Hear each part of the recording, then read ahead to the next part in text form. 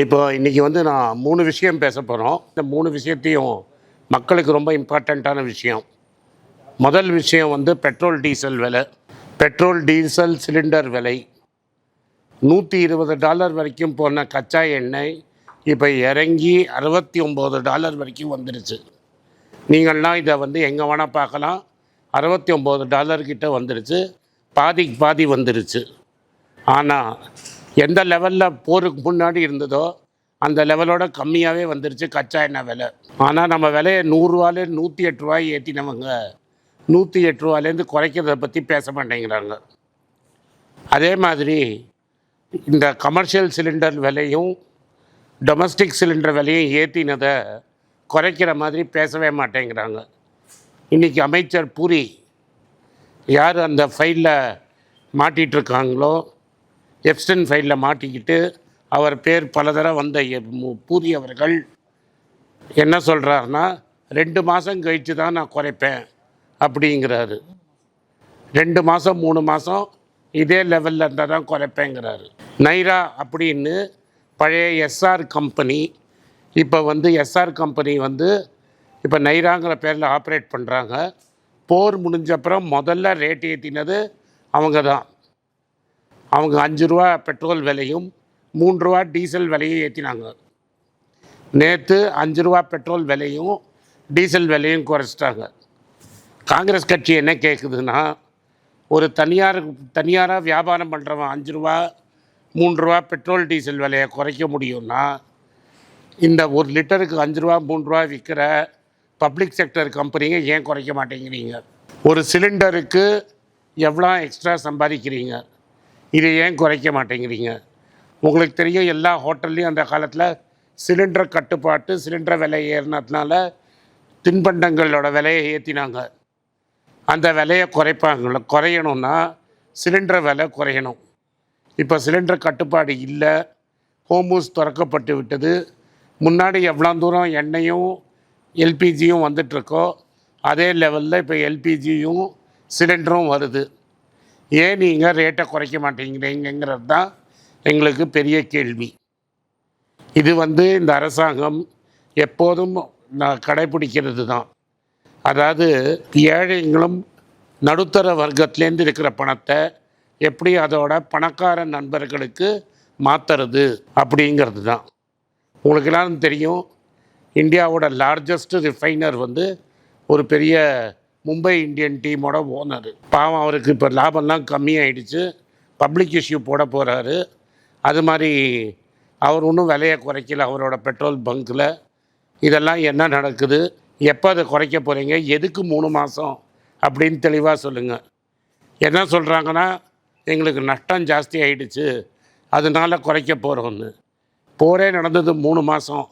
அதுக்காக 3 மாதம் நீங்கள் குறைப்பீங்களா?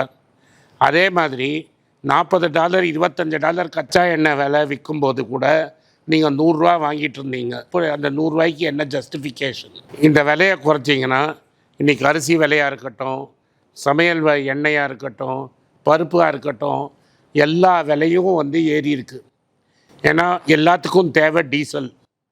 டீசல் விலையை நீங்கள் குறைச்சாதான் இந்த விலையெல்லாம் குறையும். இப்போ இன்னும் ஒரு 3 மாதம்னா இந்த மான்சூன் சீசன் ஃபுல்லாக குறைக்க போகிறது இல்லைன்னா இந்த விலை என்ட்ரன்ச் ஆகிடும். அதனால் இந்த கோரிக்கையை எங்கள் எல்லா தமிழ்நாடு காங்கிரஸ் எம்பிகள் பிரதமருக்கு கடிதம் எழுத போகிறாங்க.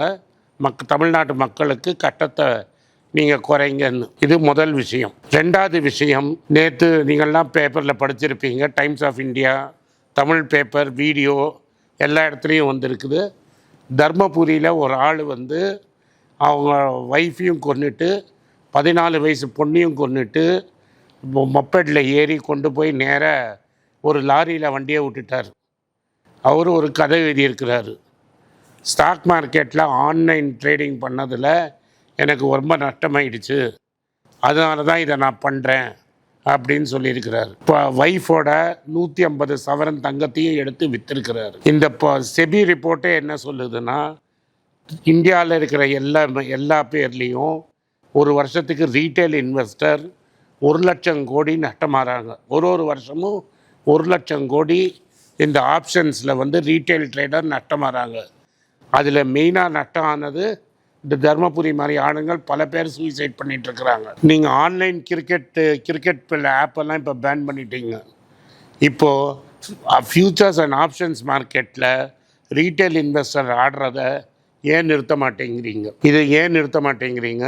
நிறுத்தினா பல குடும்பங்கள் கடன் வாங்குறது நிற்கும், இது மாதிரி நட்டம் ஆடுறது நிற்கும். மூணாவது ரொம்ப முக்கியமானது தங்கத்தை சேர்ந்தது. நீங்கள்லாம் பார்த்துருப்பீங்க, ராமர் கோயிலில் தங்கம் வெள்ளி டொனேஷன் பணம் எல்லாம் காணாமல் போயிடுச்சுன்னு. இதில் 8 பேரை அரெஸ்ட் பண்ணுறேங்கிறாங்க. தமிழ்நாட்டில் மதுரை பக்கத்தில் ஒரு இடத்துல வந்து தீபம் ஏற்றலைன்னொன்னே ஒரு அண்ணாமலைன்னு ஒருத்தர் கொந்தளித்தார். இப்போ அவர் பிஜேபியிலேன்னு வெளில வந்துட்டார். இப்போ அவருக்கு என்ன கடவுள் பக்தி இல்லையா? என்ன ஆச்சு? ஏன் வந்து இதை பற்றி அவர் ஒரு வார்த்தை கூட பேசலை? இந்துக்காக ரத்தம் கொதிக்கிறவர் ஏன் இதை பற்றி அண்ணாமலை ஒரு வார்த்தை பேசலை? இத்தனை நாள் எங்கள் கொள்கையை பிஜேபி எதுக்கிறது தான் எங்கள் கொள்கை அப்படின்னு பேசினவங்களும் இந்த ராமர் கோயிலில் அடித்த கொள்ளையை பற்றி ஒரு வார்த்தை பேசலை. ஏன் இந்த மௌனம்? மாண்புமிகு பிரதமர், பாரதிய பிரதமர் ஒரு பாட்காஸ்டில் இந்தியர்கள் தங்கம் வாங்கிறது இல்லை, இந்த இந்தியா வந்து நான் கேட்ட அப்பீல்னால மக்கள் தங்கத்தை வாங்குறதை நிறுத்திட்டாங்க, அதனால் 50 டன் தங்கம் வாங்கிறது இந்தியா இறக்குமதி பண்ணுறது கம்மியாயிருக்கு, இது நாட்டுக்கு நல்லது அப்படின்னு. ஆக்சுவலாக நீங்கள் ஆர்பிஐ ரிப்போர்ட்டு பார்த்தீங்கன்னா இந்தியாவிலேயே வந்து தங்கத்தை நடுத்தர மக்கள் 50 டன்னு அவங்க கையை விட்டு போயிருக்கு, அவங்கள்ட்டேருந்து பணக்காரங்க கைக்கு போயிருக்கு.